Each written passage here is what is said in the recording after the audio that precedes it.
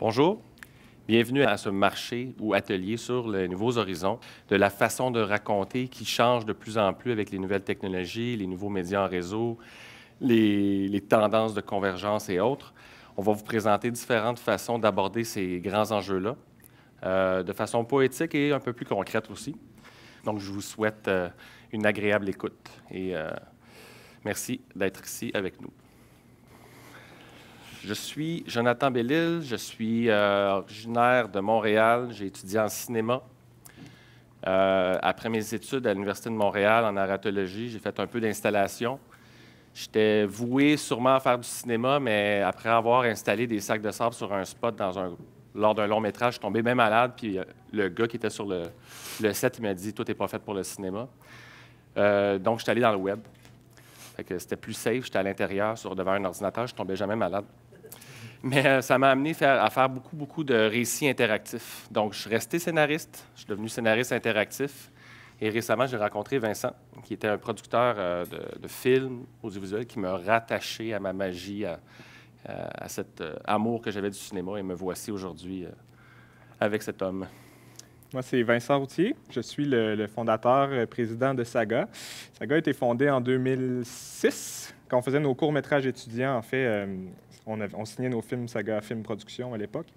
De fil en aiguille, la compagnie a grossi quand même assez rapidement. On a fait en 2008 le championnat mondial de hockey, une espèce de parcours scolaire dans lequel les jeunes étaient amenés à découvrir les équipes du championnat mondial de hockey. Puis il y avait une espèce de film propagande de 5 minutes sur la fierté qu'on a comme Québécois pour le hockey.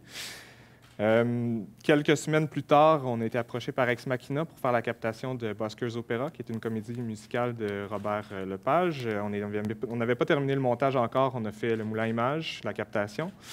On travaille beaucoup pour Desjardins. Puis de fil en aiguille, les projets sont devenus de plus en plus interactifs. On s'est intéressé au web, aux nouvelles manières de raconter des histoires. Moi, je regardais comment les technologies évoluaient, puis je me disais à un moment donné, le cinéma, ça va plus se passer comme on le vit en ce moment, ça va pouvoir devenir encore plus immersif, plus intense, les émotions encore plus fortes.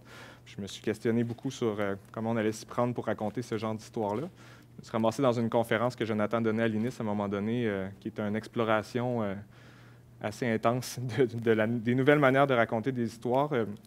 On va vous présenter aujourd'hui une partie des projets sur lesquels on travaille, la manière qu'on approche les projets, notre vision un petit peu du futur, du transmédia, puis voilà. Donc, la prochaine slide, c'est une petite présentation de notre vision, de la raison d'être pour qu'on fait ce qu'on fait, puis la manière de le faire. On vous laisse là-dessus. Everything starts from nothing. The spark of an idea, a seed. Coincidence, a moment of epiphany, when things collide, a big bang. A picture begins to emerge, a vision, deep from within, burning us from the inside. It needs to go out, it has to. The gears are set in motion, a ripple effect. It dances in front of our eyes. We seize it, breathe life into it. Imagination becomes matter, a universe, exposing our dreams. Coherent, consistent, meaningful. An experience, an experiment, building worlds. We become pervasive. We foster change. We engage. We take action. And we believe.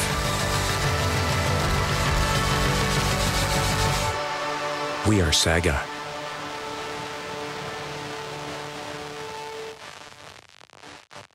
Donc, on croit qu'on est Saga. Ça, c'est une slide juste pour faire plaisir à Vincent. C'est impossible que les gens puissent lire la densité de l'information qu'il y a ici, mais c'était... moi, à la base, je pense que je me considère plus poète que d'autres choses. Donc, j'aime beaucoup penser à ce qui va advenir, mettons, de la façon dont on apprend, de la façon dont on se raconte les histoires. Dans le temps de Socrate, quand le livre commençait à apparaître, l'écriture, il y avait très peur, Socrate, qu'on perde notre capacité à mémoriser. Dans ce temps-là, dans les écoles, les élèves apprenaient les leçons par cœur et pouvaient les réciter après les avoir entendues. La mémoire humaine a baissé beaucoup depuis ce temps-là. Mais l'imprimé a amené d'autres façons d'apprendre. Le film a amené d'autres façons de raconter. Mais le web, ce qui a amené, c'est une transition dans la façon qu'on se relie entre nous. Donc, nos idées ou la façon dont nos idées véhiculent le message a changé.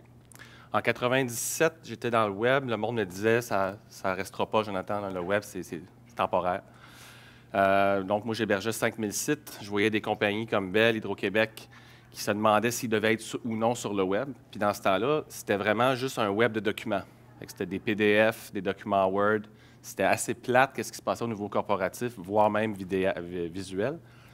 Entre 2000 et 2006, il a commencé à avoir des expérimentations sur le web entre les gens. Donc, le web, au lieu de relier simplement des documents, a commencé à avoir des documents qui reliaient des humains. Donc, au lieu de juste taguer un document, ça, c'est une présentation corporative, c'était « ma relation avec toi, c'est telle relation, je suis ami avec toi ». Donc, on a commencé à documenter nos relations humaines sur le web jusqu'en, disons, 2009. Facebook, tout ça, l'espèce de trend social networking, ou en tout cas antisocial, on pourra en discuter tantôt, nous a amené vers un web de plus en plus organique, où est-ce que la machine de Google qui nous observe, où est-ce que tous ces gros agrégateurs de data-là nous observent, commencent à réfléchir par eux-mêmes à qu'est-ce qu'on veut faire. Google a annoncé cette année que leur engin était capable de prédire 2 semaines à l'avance qu'est-ce qu'on allait faire basé sur nos recherches. Donc, ils observent vraiment, ils connaissent vraiment mieux nos intentions de recherche que nous, on sait même pourquoi on cherche. Donc, ça nous a amené vers une transition lentement symbiotique. L'Internet of Things, dont on va parler dans une seconde, et ce web-là qui connecte nos machines qui nous entourent. Donc, nos téléphones en disent plus sur qu'est-ce qu'on veut faire par rapport à comment on se promène avec. L'année passée, Google a acheté une start-up à 1 milliard qui s'appelait Biavio. Puis Biavio, leur intention, c'était de simplement donner à Google qui possède le téléphone en fonction de la vitesse à laquelle il se déplace. Donc, un jeune se déplace plus vite qu'un vieux. Donc, où sont les jeunes en ce moment dans la ville? Où sont les vieux en ce moment? Puis, ils ont été beaucoup plus loin dans l'agrégation de data. Ce qui se passe en ce moment dans le monde programmable, c'est que les machines commencent à apprendre sur notre langage. Les machines commencent à décrypter, lentement mais sûrement, qu'est-ce qu'on essaie de dire dans notre humanité, dans nos histoires. Google commence à analyser le contenu des vidéos sur YouTube de façon automatique. Donc, les machines savent où sont les conversations d'Alexandro Jodorowsky, où sont les chats, où sont les autos, quelles sont les scènes d'action, où sont les scènes d'amour. Donc, ils sont capables, de façon automatisée et algorithmique, de commencer à analyser notre monde de contenu. Ce monde-là de contenu est superficiel par rapport à toute la densité d'informations qui s'en vient dans ces machines-là. Dans les hôpitaux, les capteurs, les vêtements intelligents, les montres, les Google Glass de ce monde, tous les objets qui vont vouloir rajouter sur notre corps pour nous mesurer puis nous capturer. La caméra ne sera plus un acte de capturer le réel, ça va être des senseurs qui vont capturer notre intérieur, notre intériorité. Et ça nous amène à un petit graphique que j'ai dessiné pour sortir un petit peu de cette lourdeur-là, un petit peu plus poétique. Toutes les mythologies qui nous ont précédés. Il y a 5000 ans, les hommes de mémoire, les Indiens, quand ils regardaient les étoiles, ils reconstituaient tout le récit de leur tribu à l'aide de récits mythologiques. Ces mythologies-là ont influencé toutes les religions qui ont suivi aussi les cultures un peu plus modernes qu'on connaît aujourd'hui, mais on est encore basé sur pas mal de mythes. La plupart des narratologies modernes sont basées sur des mythes extrêmement ancestraux, voire archétypales. Et ça nous amène très récemment à avoir des narratifs dans des médias, des réseaux en médias comme la télé, le cinéma, des institutions qu'on pourrait appeler fixes, mais qui vont bientôt peut-être changer, à explorer des nouveaux comportements. Les gens ne regardent jamais la même chose pendant 20 ans de la même façon. En 70, quand le VCR puis le VHS là, sont apparus puis ont commencé à décider qu'est-ce qui va se passer avec le VHS, Ce qu'ils n'avaient pas prévu comme comportement, c'est que les gens allaient commencer à faire du time shifting. C'est-à-dire qu'ils n'allaient plus écouter l'émission comme elle était programmée à la télé. Ils allaient enregistrer l'émission puis ils allaient l'écouter quand ils voulaient. Là, on regarde Netflix, c'est un peu le même phénomène, sauf que là, les gens écoutent une série, 12 épisodes d'une shot. De plus en plus dur de prévoir le comportement des foules parce qu'on a de plus en plus d'influences variées sur la façon de consommer le contenu. La technologie, les plateformes évoluent à un rythme, je dirais, qui se décuple à chaque mois maintenant. Et l'économie, les contextes sociologiques ont évolué, la géopolitique en ce moment avec le web, on est tenu en temps réel avec les défauts que ça a, sur tout ce qui se passe en temps réel, comme si on avait une prise de décision à prendre ou une capacité à avoir une opinion dans un flux d'informations de plus en plus difficile à digérer. Pourquoi je vous parle de ça? Parce qu'aujourd'hui, ce qu'on vient vous parler, c'est que vous êtes, la plupart d'entre vous, je n'ai pas posé la question, des auteurs, des filmmakers, des réalisateurs, peut-être des producteurs, qui avaient une approche de l'arc narratif. Vous contez une histoire qui est self-contained, qui se tient sur un format qui est fixé sur un celluloïde ou du moins distribué dans un format qui dure 5 minutes, 10 minutes, 20 minutes, mais qui est distribué dans un format. Ce qu'on va essayer de faire, c'est d'arrêter de parler du format, de revenir vraiment à votre rôle de storyteller, de votre rôle de conteur, et de voir les nouvelles structures de raconter qui incluent le film, mais pas seulement le film. C'est-à-dire comment le film est perçu comme expérience parmi tant d'autres expériences de raconter une histoire. Donc, si je parle de mon film, ce qui précède le film, il y a le storyboard, il y a le script, toutes tes relations, tous les acteurs que tu es en train de booker, toutes les rencontres que tu fais aujourd'hui font partie de l'expérience globale de ton film, puis qui le précède peut-être de 1, 2, 3, 4 ans. Il n'y a pas longtemps, je voyais un film de Jodorowsky qui n'a jamais été filmé sur Dune.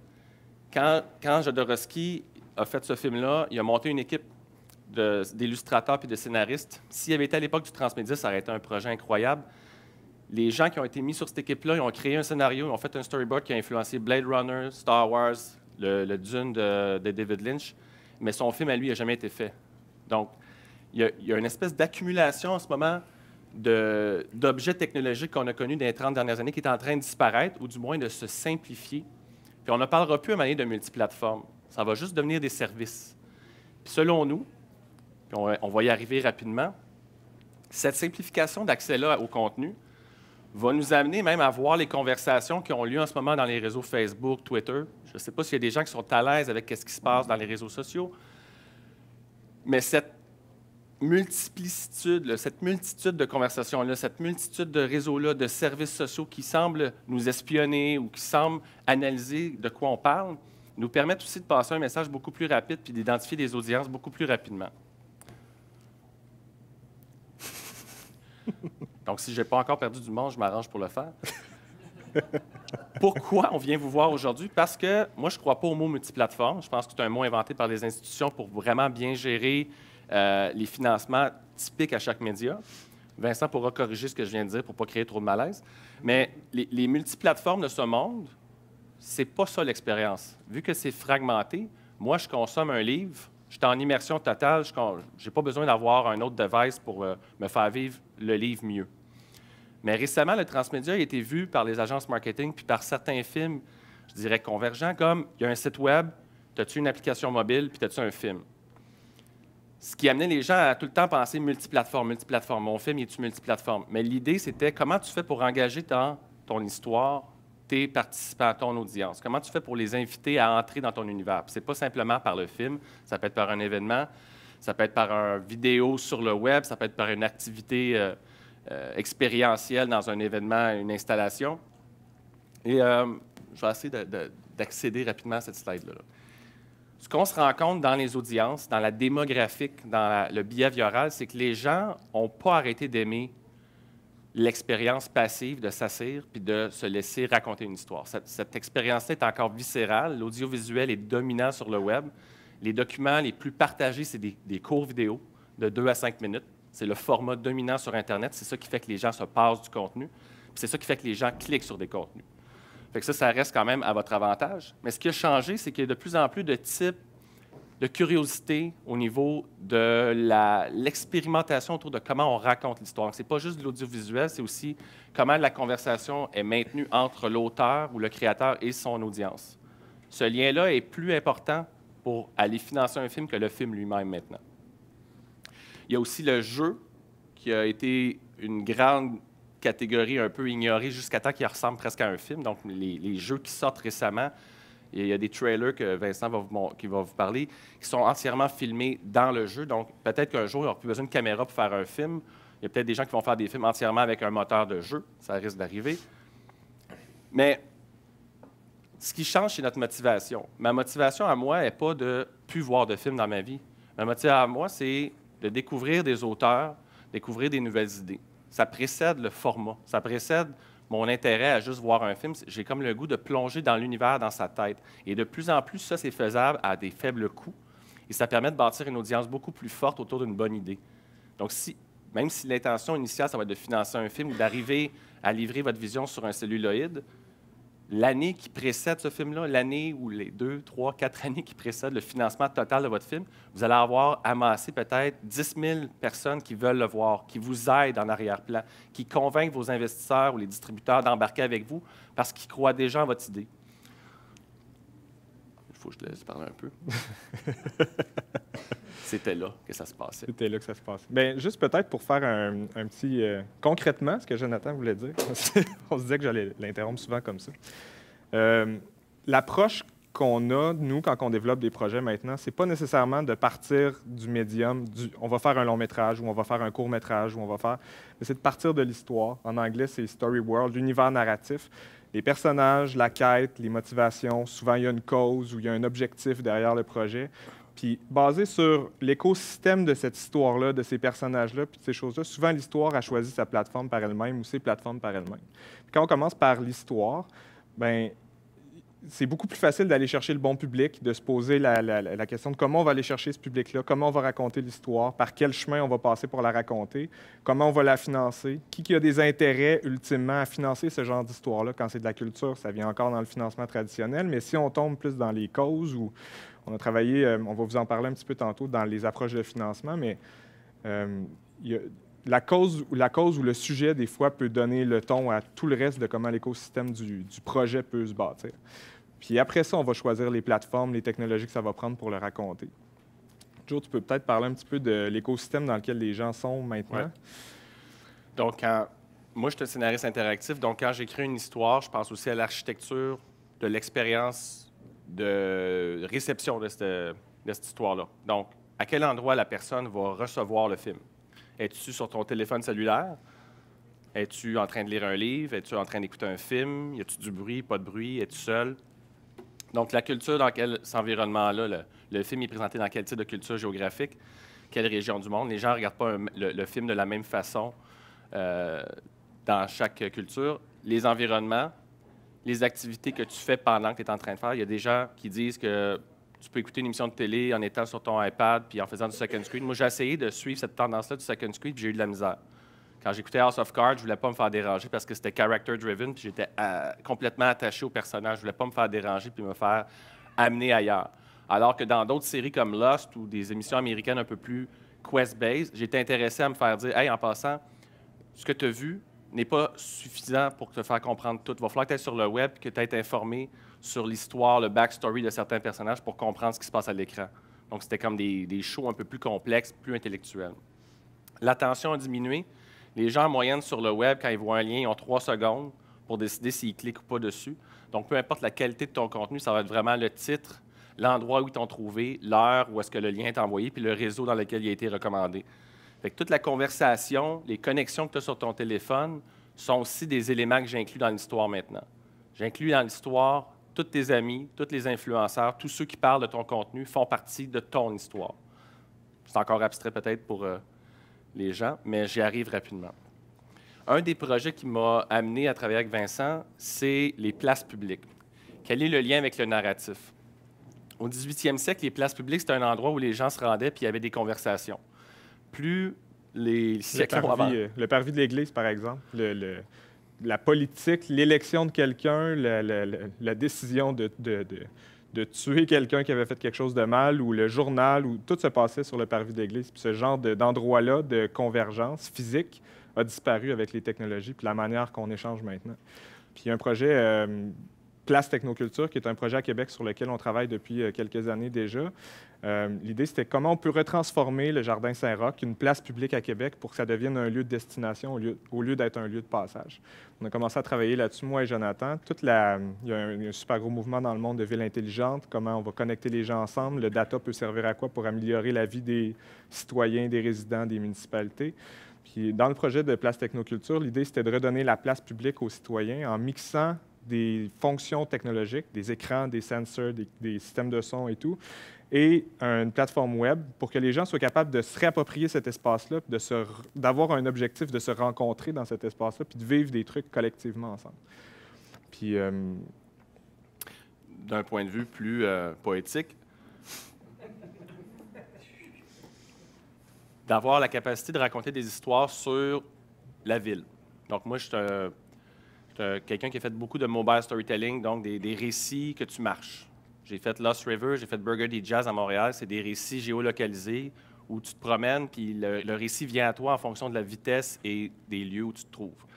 C'est pas des shows à grand déploiement. Là. On parle de 25 000 personnes qui ont consulté l'expérience, ou 15 000 pour Burgundy, mais c'est des petits quartiers. C'est des expériences de quartier qu'on pourrait dire. Puis c'est des récits de quartier.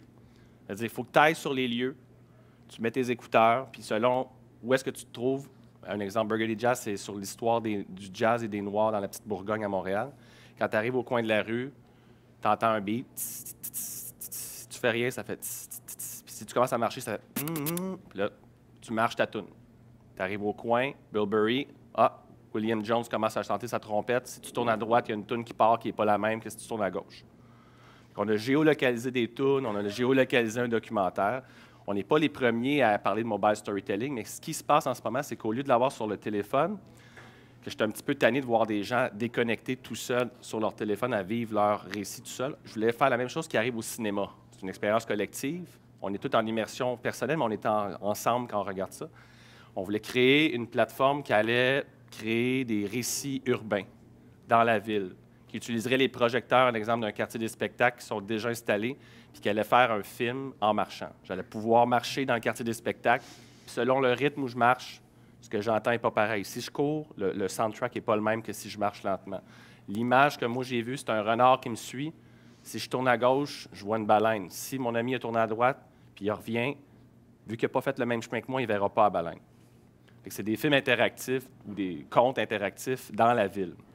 Puis comme compagnie, en fait, structurer le développement d'une compagnie, on va en parler un petit peu tantôt au niveau des finances, mais un gros shift que nous, on a fait dans la dernière année, qui est une espèce de traversée du désert intense, on a décidé de se concentrer sur des produits. On avait une offre de services, on travaillait sur plein de projets avec d'autres mondes, pour d'autres mondes et tout, puis il y a un outil pour raconter des histoires immersives comme on les entrevoyait qui n'existait pas. Puis c'est de là qu'est venue l'idée de se lancer dans IO Theater. Donc, c'est un financement au Fonds des médias expérimental qui vient de déclencher le projet. Puis on commence le développement de ce projet-là dans les prochaines semaines.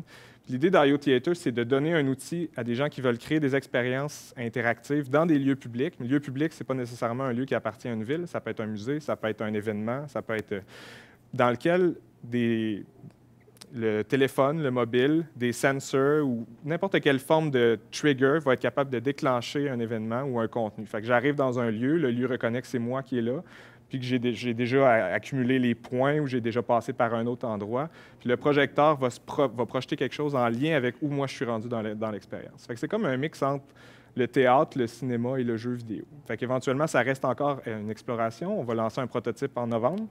C'est une espèce de sprint, course contre la montre. Puis il y a énormément de nouvelles technologies qui vont être connectées à cette plateforme-là. Puis on va explorer les manières de donner un sens narratif à toutes ces technologies-là.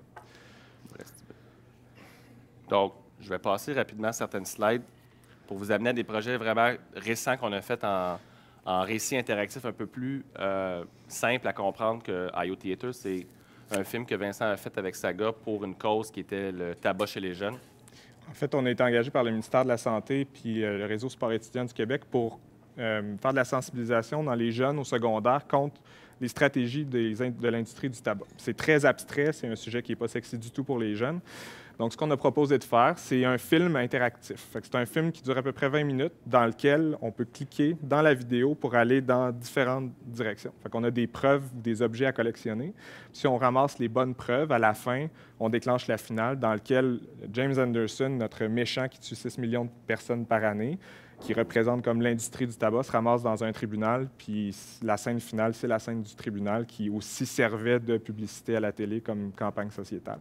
Si vous voulez voir un petit peu comment la structure narrative fonctionnait, on avait différentes scènes, puis dans certaines scènes, il y avait des embranchements, puis en fonction de si on prenait les embranchements, on se ramassait dans d'autres directions, un peu comme un livre dont vous êtes le héros, mais c'est une expérience de film. Puis à la fin, si on arrivait à la fin et on n'avait pas les preuves, on avait des indices qui nous ramenaient plus tôt dans l'expérience, il fallait aller les rechercher.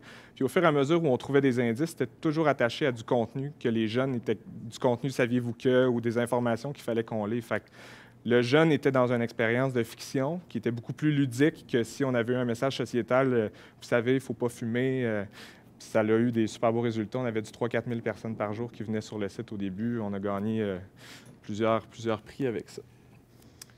Un autre gros projet majeur sur lequel on travaille en ce moment, c'est Apocalypse, la série documentaire.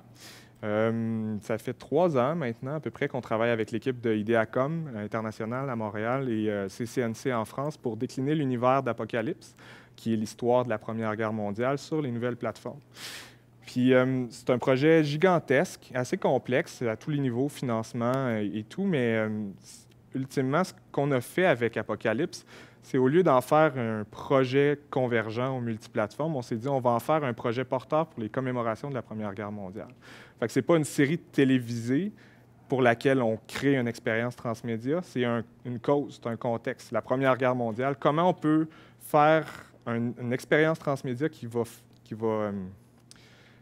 permettre aux gens de vivre, qui va rejoindre différents publics, la Première Guerre mondiale pour que ça réarrive jamais, en fait.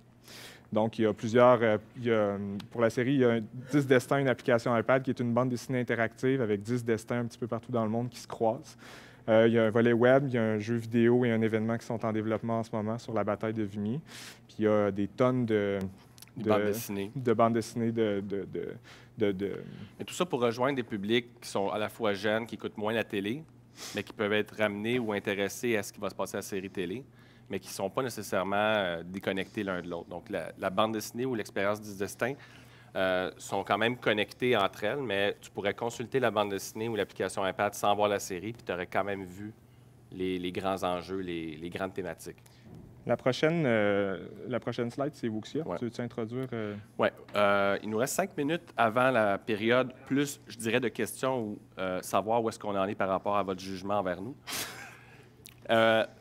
Puis savoir aussi qu'est-ce qu'on peut avoir comme interaction ensemble, savoir qu'est-ce que vous voulez entendre. On a une slide sur Wuxia, qui est un projet qui est 8 ans de collection de rêves que j'ai eu. Et je me disais que j'avais le goût d'écrire un film, j'avais le goût de revenir au cinéma ou au film d'animation, je ne savais pas trop, mais bref, ça a été un scénario qui m'a pris 8 ans à écrire. J'imagine que c'est normal. Vous allez me dire, oui, c'est ça que ça prend à écrire un scénario, mais peut-être pas. Et c'était du développement, je pelletais en avant des idées, jusqu'à temps que je me dise, on va faire un trailer. Vincent, c'est lui qui m'a aidé à synthétiser ça en 2,5 minutes. Vous allez voir un peu le mélange de mes idées avec le mélange d'un cinéaste. Donc, comment raconter une idée qui ne s'explique pas vraiment en film. Le projet va être lancé sur Kickstarter dans 2 à 3 semaines. Fait que si vous voulez nous supporter là-dedans, ça va être super apprécié.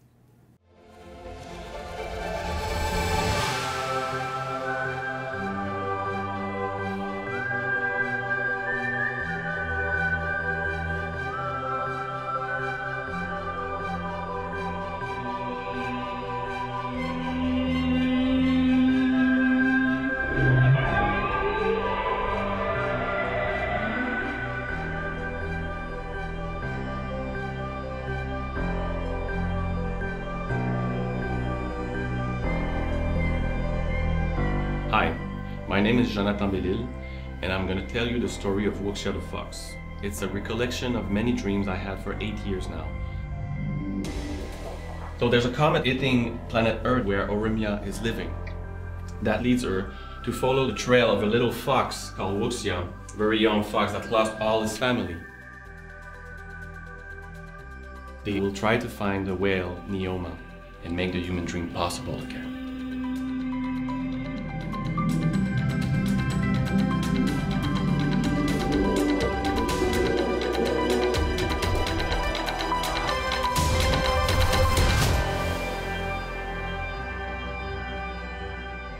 Wuxia the Fox is a transmedia project that comes as a book, an illustrated book paired with an iPad app. The iPad app reacts to what it hears and to what it sees. As you speak, the soundtrack adapts to your tempo, adapts to the drama that you're adding in your tone. So the surrounding of the book will affect the app. So basically I could have little blocks with symbols that I place on the book, revealing new scenes in the iPad. You can wear a mask, the iPad will see that, react. That app is a very strange instrument that, once unlocked, helps you see and hear different stuff in the book. This whole ecosystem, this book and this iPad app, is part of that Kickstarter campaign. This is the first door to the Wuxia world. Please, help us make this happen.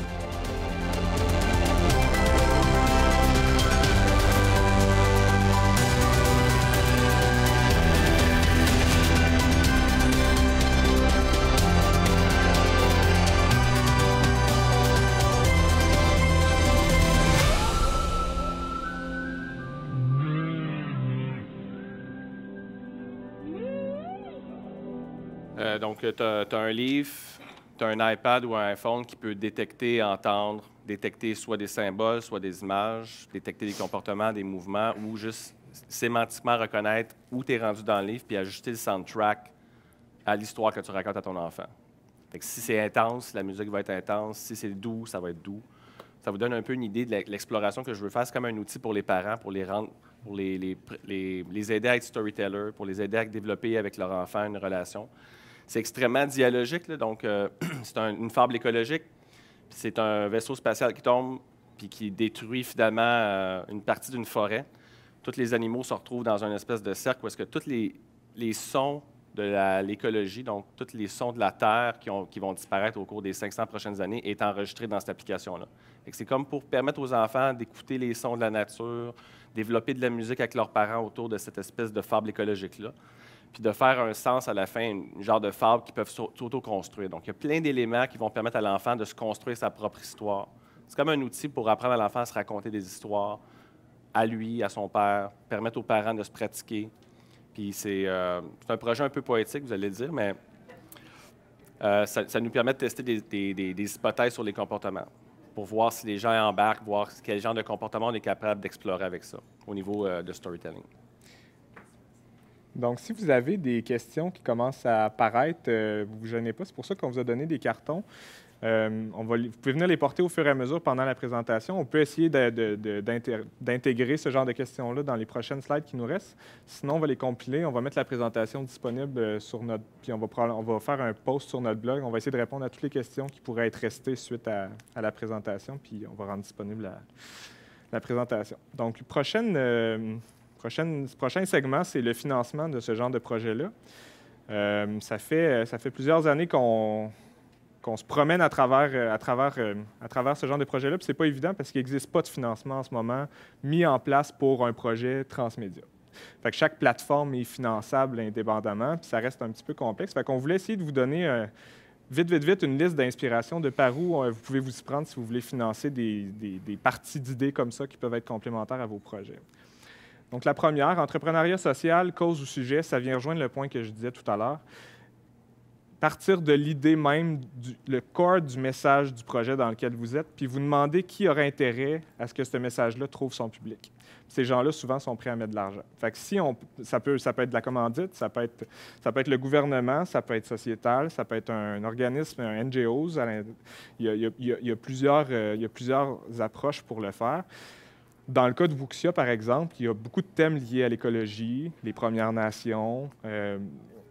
C'est sûr qu'on va aller chercher ces gens-là au moins au niveau de partenaires, puis éventuellement, il existe du financement pour régler ces problèmes-là qui peuvent être utilisés dans un projet comme celui-là.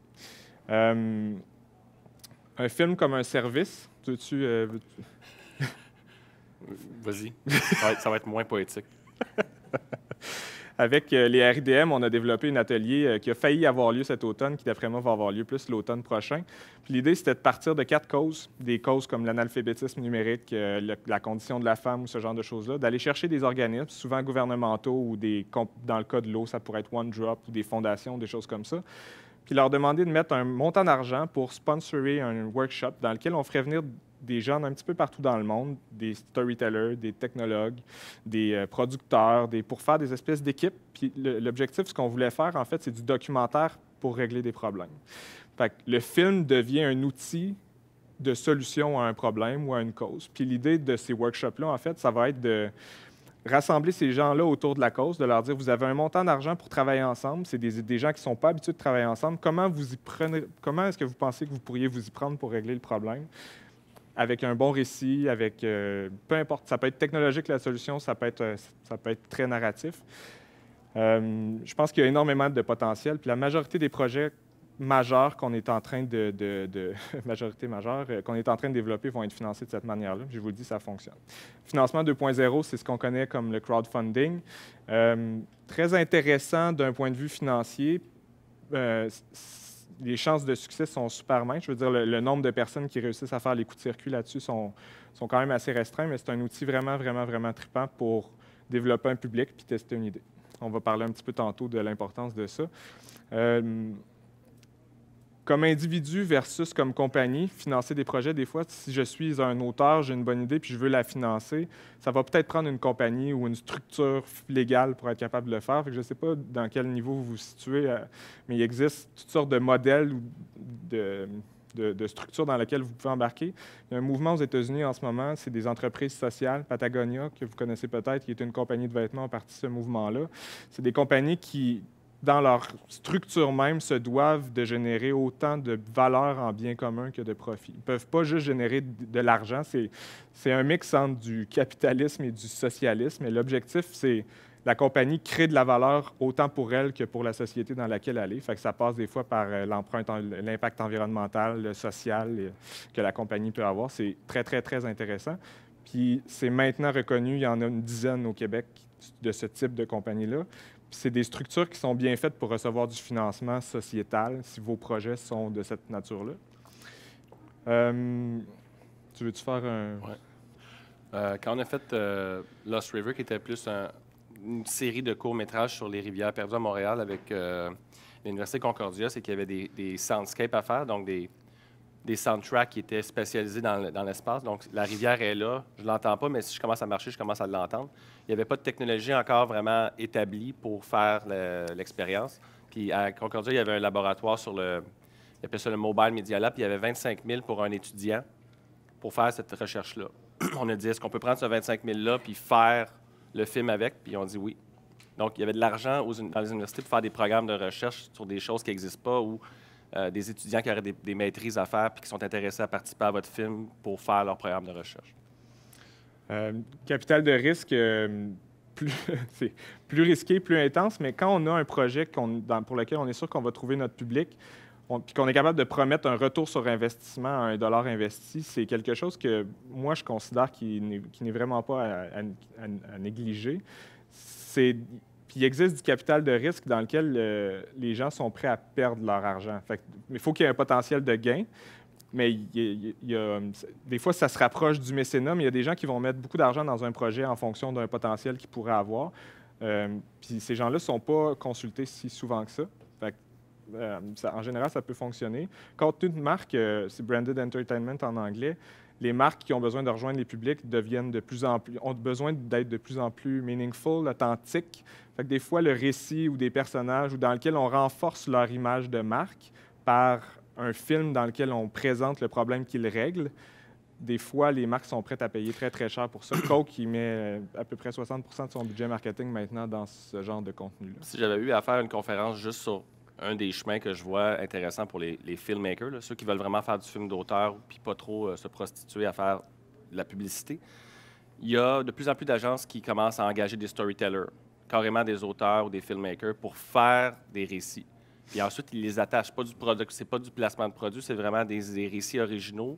Puis ils l'associent à des marques qui ont des attributs ou des personnalités proches de votre récit.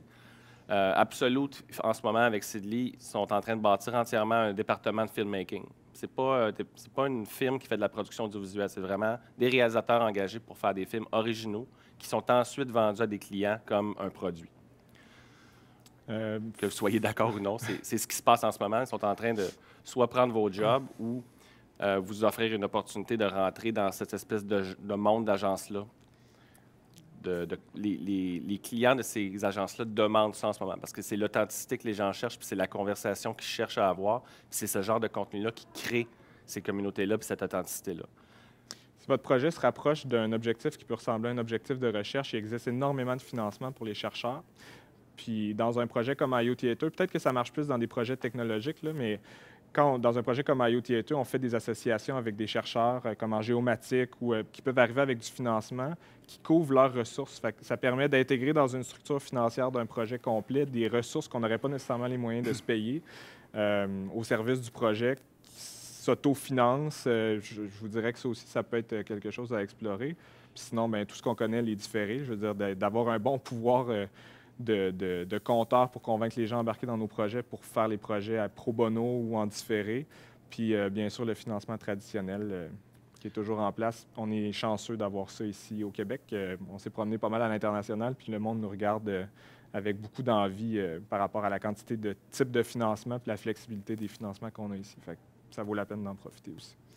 Quand on voulait parler de l'ancien modèle de filmmaking, c'est que les gens, ils trouvent de l'argent, puis tous les producteurs avec qui je faisais du documentaire ou du court-métrage, ils trouvent l'argent, puis ensuite, ils font leur film.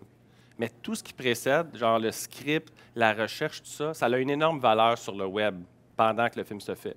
Puis souvent, ils attendaient beaucoup, tu sais, comme s'ils gardaient ça comme un release date. Là. Ils disaient faut attendre avant le lancement. Mais leur lancement, quand ils faisaient le lancement, il y avait comme toute une partie de pre-sell à l'audience. Tu sais. Bâtis ton audience, arrange-toi pour avoir 20 000 personnes qui attendent ton film en ayant suivi ton storyboard, en ayant eu des conversations avec tes acteurs, avec toi, pour avoir une espèce de punch beaucoup plus puissant quand c'est le temps d'aller au bat pour avoir un financement. Dans le transmédia, c'est un peu plus complexe. Tu vas faire du low-cost média sur le web, tu vas aller tester des audiences, tu vas définir d'avance s'il va y avoir une réaction à ton idée, ton sujet, puis tu vas décider ou pas si ton audience est assez large pour faire tout ton projet, mettons, de film. Fait que tu vas aller faire ton fanbase ou ton collective building de ta communauté 1-2 ans avant que ton film soit fait. Quand on a fait Lost River, avant que le film soit fait, on avait eu 2 ans, on avait 15 000 personnes qui suivaient le projet. Il y avait des explorateurs urbains qui allaient dans les égouts filmer. Il y en avait qui prenaient nos cartes de la Ville de Montréal, puis la productrice Catherine Cadbert Productions, ceux qui s'occupaient de la production, ils ne voulaient pas lâcher ces cartes-là. C'est comme si c'était une propriété du réalisateur, de l'auteur. Sauf que la foule, celle qui faisait en sorte que le projet était de plus en plus voulu, ça l'aidait à son financement. Ça l'aidait des gens qui avaient de l'argent à dire « Hey, vous avez besoin d'argent pour financer quelle partie du projet? » Parce que là, on en a entendu parler. Non, je vois le visage qui change. Mais le sponsorship sur le web, ça marche par la conversation. Si tu retiens ton contenu, si tu ne penses pas du moins à étioler ou à segmenter une partie de ton récit ou d'en créer un backstory volontaire ou pas pour le donner à un public intéressé à développer leur intérêt, ça t'empêche, dans le fond, d'utiliser la force du web, le reach du web en ce moment. C'est juste l'idée d'explorer ce business model-là, de le voir un peu plus brand-wise, votre idée, de ne plus la voir comme le format film ou, justement, comme tu dis, un mode de consommation, puis de dire qu'est-ce que tu es en train de bâtir comme communauté d'intérêt autour de cette idée-là, autour de ce projet-là. C'est vraiment de le voir comme un work in progress avant de le vendre comme un produit fini. Comme d'inviter les gens à embarquer dans le progrès, dans le processus de travail. Il y a une partie de l'audience qui est très, très férue de ce genre de données-là, puis qui vont vraiment supporter la conversation qui se passe sur ce work in progress-là. Un modèle super intéressant que nous, on utilise quand on embarque sur des projets, c'est Business Model Generation. C'est un livre et une application iPad. Je vous le recommande très fortement. Le premier chapitre du livre est disponible gratuitement en ligne. Puis le principe, c'est une série de questions qui nous permettent de réfléchir pourquoi, pour qui, comment on fait un projet. Fait que ça peut être autant un produit, ça peut être un service, ça peut être... Puis beaucoup de case studies dans le livre sur comment ce modèle-là s'applique à différents types de compagnies ou de projets. Puis l'élément au centre, la value proposition, c'est la valeur, on la crée pour qui, comment. Puis après ça, en fonction de la valeur qu'on crée, on est capable de se dire pour qui on crée cette valeur-là, comment on peut capturer cette valeur-là. Puis dans cette réflexion-là, c'est à partir de ce genre de réflexion-là que vous allez arriver à imaginer un nouveau modèle d'affaires pour financer vos projets. Fait que partir de l'idée du projet puis du core du projet versus partir de la plateforme ou du format, je pense que ça a beaucoup de potentiel. Donc, avoir une bonne idée, mais je vois les réactions sur l'audience, mais l'idée d'une expérience usagée dépasse l'histoire. Donc, l'expérience, disons, d'une histoire, j'écoute un film, c'est 20 minutes. Sauf que tout ce qui va sur la périphérie de cette expérience-là, c'est les conversations que je vais avoir avec mes amis après sur ça. Comment j'en parle sur Internet? C'est quoi les mots qui me restent en tête quand je vais mettre mon blog post sur Internet? C'est parce que c'est vous qui me les avez mis dans la tête ou c'est les conversations que j'ai entendues? C'est qui me l'a recommandé? Dans quel contexte il m'a été recommandé? Puis, quelle est l'image qui me reste en tête, le résidu visuel qui me reste en tête quand j'en parle? Puis, juste d'approcher ça d'un point de vue branding ou d'un point de vue content strategy, je sais que ça peut être un peu froid comme approche d'un film d'auteur, ou est-ce que c'est votre histoire qui a mûri, puis c'est vous qui livrez ça, puis vous cherchez votre marché. Mais de l'autre côté, le marché vous cherche aussi. Puis c'est dans des conversations sur genre l'Internet que vous pouvez trouver ça. Ça peut être dans une communauté que vous vous rendez compte qu'il y a 10 000 personnes qui parlent d'un sujet dont votre film traite. Puis c'est en plongeant dans cette communauté-là qui va influencer votre film indirectement ou pas, qui va vous amener à peut-être déterminer, peut-être que les autres, ils pourraient m'aider, disons, à parler de mon film. Il y a peut-être quelqu'un là-dedans qui pourrait porter le ballon avec moi le temps que je trouve du financement. Il pourrait peut-être m'orienter même vers la personne qui a plus de financement en ce moment par rapport à ce projet-là. Puis pour moi, par où commencer ou ce qui aide à sécuriser un investisseur, c'est développer votre Bible de l'univers, pas en pensant que ça va être un film. Comme auteur, je vois que c'est bon. Comme auteur, moi, la façon que moi j'attire des producteurs ou que j'attire des gens vers mes projets un peu plus flyés, c'est vraiment créer une Bible de toutes les interactions avec mes personnages, sans trop m'approprier la façon que je vais narrer l'histoire, sans trop penser à l'action d'un film ou du format final. C'est vraiment quelle est la Bible de l'univers, c'est quoi la mythologie, c'est quoi les caractères que je veux créer. Penser à un pilote de 2 minutes, ce serait quoi que je dirais à une personne si j'avais 30 secondes, 2 minutes, puis essayer de me pratiquer à le faire dans ces temps-là. Développer une audience sur l'Internet, entrer dans des conversations ad hoc, développer une présence en ligne, ça coûte vraiment moins cher qu'il y a 10 ans. Donc, être en ligne, être capable d'écouter ce qui se dit en ligne, puis peut-être vous pratiquez à faire des modèles d'affaires autour de votre film. Je sais que ça peut être froid, mais en ce moment, les agences, ce qu'ils font, c'est qu'ils modélisent les business models de leurs clients autour d'histoires. C'est plus de la pub qu'ils cherchent en ce moment, les agences. Ils cherchent des histoires. Donc, c'est une énorme opportunité de ne pas tomber juste dans un branded content froid, mais d'avoir des auteurs qui comprennent cette mutation-là des marchés, qui comprennent ce comportement-là de consommation qui change, puis de devenir des modélisateurs ou des penseurs de ce marché-là, pour justement que ce ne soit pas juste des publicistes qui deviennent des storytellers. Il y a des marques de qualité pour s'associer à des bonnes histoires aussi. Ça ne marche pas avec n'importe quelle marque, c'est sûr et certain. Modèle d'affaires. Puis le pitch de vente, la capacité de synthétiser la promesse que vous avez avec votre histoire dans en fait, l'elevator pitch, je ne sais pas si vous êtes familier avec ça, mais c'est la capacité pour vous ou toutes les personnes de votre équipe qui travaillent avec vous sur le projet de résumer le projet en l'équivalent de la durée d'un changement d'étage dans un ascenseur. Fait que vous allez arriver à un moment donné devant quelqu'un, puis si vous êtes capable d'arriver à mettre le doigt exactement sur c'est quoi qui différencie votre projet puis qui le rend unique, bien, c'est la capacité, c'est dans ce genre d'occasion-là que vous allez réussir à closer des trucs qui vont emmener le projet encore plus loin. Ça, je pense que je vais sauter, mais je voulais faire un jeu avec vous, mais là, le jeu, il me reste 5 minutes. Donc, il y avait merci de votre attention versus s'amuser avec nous, en ce moment. On est vraiment ici pour essayer de créer un malaise. Et je le crée avec moi-même, le malaise, en disant, je voulais ouvrir une conversation sur, est-ce que vous voyez juste ça ici comme un marché sur le film ou sur des nouvelles façons de raconter? Moi, je suis vraiment à la recherche de nouvelles façons de raconter. Ça ne veut pas dire que je vais être innovateur. Je veux juste voir où les jeunes, par exemple, ma fille, la façon qu'elle consomme une histoire, il y a toutes sortes de façons que je vois qu'elle fait. Elle le fait avec des jouets, en jouant avec des jouets. Elle le fait en mode story play, en mode costume. Elle lit des livres, elle joue au iPad, elle joue de la musique. Puis des fois, elle connecte toutes ces expériences-là entre elles. Puis les jeunes, notamment ma fille qui a 4 ans, Elle compose une tune sur, mettons, mon iPad. Elle vient me le faire écouter, puis dit « Regarde, papa, j'ai fait une tune, puis là, je vais te montrer une histoire. » Fait qu'elle me fait une pièce de théâtre avec la tune qu'elle a composée. Elle a 3 ans. Fait qu'imaginez-la à 15. Moi, c'est à ça que je pense en ce moment quand je fais ces projets-là. Je pense pas aux jeunes de 25 ans qui, aujourd'hui, consomment le film. C'est pour ça que je veux pas paraître arrogant en vous disant « Je me préoccupe pas du marché actuel », mais où mon focus est en ce moment, c'est dans les 5 prochaines années sur l'impact que ça va avoir d'avoir, mettons, des lunettes immersives ou une montre intelligente qui sait mon battement cardiaque puis quand est-ce que je suis énervé ou pas, puis qui va influencer mon viewership. Un exemple, Xbox en ce moment travaille sur des senseurs dans leur Xbox qui vont sûrement proposer à des créateurs de contenu d'utiliser. Donc, le big data que ces espèces de senseurs-là collectent va être donné aux auteurs. Ils vont dire, by the way, j'ai 60 types de data que je peux te dire sur qu'est-ce que la réaction behaviorale des gens a.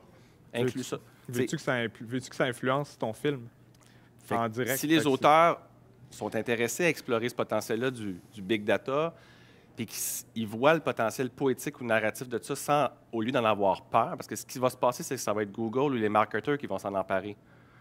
Moi, tout ce que je veux, c'est qu'on ait donné des outils aux poètes, aux auteurs, pour qu'ils s'en emparent aussi des potentialités, puis qu'ils créent du contenu avec ça, juste pour contrebalancer l'autre monde qui s'en vient transhumaniste, ultra connecté, avec des lunettes Google Glass. Puis, c'est juste pour éviter cette froideur-là. En termes de nouveaux modèles pour la recherche, le big data, mais c'est quand même, mettons, une technique qui est déjà assez, on va dire, établie, assumée puis utilisée. Je vais prendre un exemple assez de base. Star Wars, c'est un univers, il y a un canon, c'est tout ce que le pitch de vente, ça a déjà tout ça d'établi comme univers. Puis en plus, il y a les figurines, il y a les costumes. Donc, tu sais, c'est pas vraiment nouveau. Puis, admettons, on prend l'exemple de l'épisode 1, où c'est qu'il y avait un personnage qui a été détesté par vraiment toute la communauté Internet. Bien, épisode 2 puis 3, ils n'ont pas reproduit le personnage, mais il n'est pas mort, pas rien. Donc, moi, ma question, vraiment, c'est vraiment juste qu'on a plus de données, parce qu'il y en a plus qui collecté, mais ça reste quand même les mêmes impératifs qu'il y a 10 ans pour Star Wars. Par rapport à la production. Tu prends l'exemple de product placement, puis des jouets, puis tout ça. Oui, c'est ça à la base, qu'une communauté en visant... En fait, c'est au lieu de faire un film pour un spectateur universel, tu fais un film pour une niche. Tu réduis à quelque part un peu ta possibilité d'impact parce que tu vas faire quelque chose pour plaire à un sous-groupe de personnes au lieu de faire une espèce de produit qui serait plus universel ou du moins qui a un reach qui veut toucher au plus de monde possible, quitte à ce que ce soit auteur ou non. Mais, ce que j'entends ton point, mais un exemple, Big Data, Première Guerre mondiale. Ils ont collecté tout, pendant 100 ans, les lighthouses, là, les phares dans le monde. Donc, ils voulaient recréer la bataille navale qui a eu lieu entre 1914 et 1918. Comment tu la recrées? Ils voulaient l'illustrer, ils voulaient la faire vivre en film, en short. Fait que là, ils demandaient à des historiens, ils demandaient à plein de monde, ils checkaient dans un journal, puis il y a quelqu'un qui dit « On va juste aller voir les lighthouses, on va checker le logbook. » Fait qu'ils savaient tel bateau à telle heure de telle faction, allemande, américain, tout ça. Ils ont tout mis ça sur un fichier scénaristique, puis ils ont fait une animation. C'est sur le web, vous irez voir Naval War, Big Data Experiment. Puis ils ont animé pendant 5 minutes le déplacement des bateaux de toutes les factions pendant 4 ans. Puis c'est juste en utilisant le Big Data de tous ces logbooks-là. Qu'est-ce que tu venais chercher comme innovation? Tu voulais-tu que je te montre la technologie Oculus qui va te permettre de vivre un film dans ton salon, puis que tu vas te promener dans ton salon avec les lorgnières, puis tu vas être vraiment dans une pièce, puis tu vas être la caméra du film? T'sais, parce que les prochaines expériences qui s'en viennent dans 5 ans, ça va être ce type d'expérience-là. Ce ne sera plus le web ou ton téléphone. Ça va être frictionless. Là. Tu vas te mettre une lunette sur la tête, tu vas être dans un film d'horreur, puis let's go! Let's go in that hotel. Promène-toi dans l'hôtel Chicoutimi, puis va aller voir les morts vivants. C'est toi la caméra. Là. Ça s'en vient. C'est à nos portes. À vrai dire, ça sort cette année. Fait que, est-ce que les auteurs vont vraiment avoir développé les réflexes de faire des films pour ça? Avant que les gamers puis que les plateformes comme Xbox, tout ça, donnent à vous des outils pour ça. Moi, la seule raison qu'on était ici, c'était explorer l'intérêt des auteurs pour ce genre d'approche-là de recherche, d'outils un peu plus immersion, voir s'il y avait un intérêt, une connexion, une affinité, à vrai dire, dans vos recherches personnelles sur compter une histoire sur celluloïd, la distribuer autrement, dans le fond, d'explorer ce que les gens sont en train de chercher. de se poser ces questions-là. Je n'ai peut-être pas la réponse à ta question. Là, mais... Non, mais c'est bon. Je venais voir, on parlait de l'avenir du transmédia puis du multiplateforme, puis je voulais voir justement, genre, c'est ça, vers quoi ça tendait pour du monde qui œuvre dans ce domaine-là. Le multiplateforme va rester tant qu'on pense de façon non organique. Fait que tant qu'on veut séparer les humains puis qu'on veut les rendre individualisés, il va y avoir de plus en plus de plateformes qui vont être des walled gardens, il va y avoir Apple, il va y avoir Samsung, il va y avoir la montre, il va y avoir les lunettes. Puis à un moment donné, il va y avoir quelqu'un qui va arriver et va dire « It's all over. Mets ta chip ici. You see it? Good. We're all connected. » Puis ça, il y a du monde qui travaille là-dessus. Moi, je veux juste éviter qu'on perde l'art de raconter des histoires comme one-on-one, comme ça, à cause d'une technologie qui est soudainement invasive, puis qu'on n'a pas vu venir, puis qu'on n'a pas parlé ensemble entre auteurs plus traditionnels. Tu sais, des conteurs, pourquoi le conte revient? Pourquoi vous pensez folkloriquement qu'on est attaché à ces histoires-là one-on-one? L'imagination est dialogique. Le face-à-face en ce moment est beaucoup... Si je faisais cette conversation sur le web, là, ce serait beaucoup moins viscéral. Puis tu serais vraiment pas en train de venir me chercher des idées beaucoup plus profondes à assez de réponses. Moi, quand je vais arriver chez nous, c'est sûr que j'écris un blog post en pensant exactement aux questions que tu me poses. Mais j'aurais pas eu cette réaction-là sur le blog. J'aurais juste pas mis de like. Tu sais...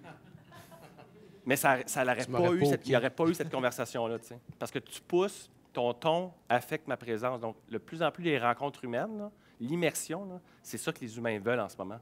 Ça, là, ça nous déconnecte, ça ne nous connecte pas. Fait que le social media à la Facebook, I don't believe it. Il y a du monde qui y croit, il y a du monde qui croit au big data, à la grosse surveillance, puis que ça va être bon pour nous, puis ça va être bon pour les villes. Je ne suis pas en train de faire l'apologie de ça, mais ça se passe pareil. Donc, qu'est-ce que je fais parallèlement? Est-ce que j'essaie d'y répondre avec un acte de désobéissance civile poétique du genre « There's no danger ». J'essayais juste de faire une réponse à ça. Je suis peut-être pas assez bold encore dans ma réponse, mais... Gênez-vous pas s'il y a des questions que vous aimeriez qu'on réponde après la présentation ou vous voulez nous laisser. Ça va nous faire plaisir de regarder ça et d'essayer de répondre via le web après.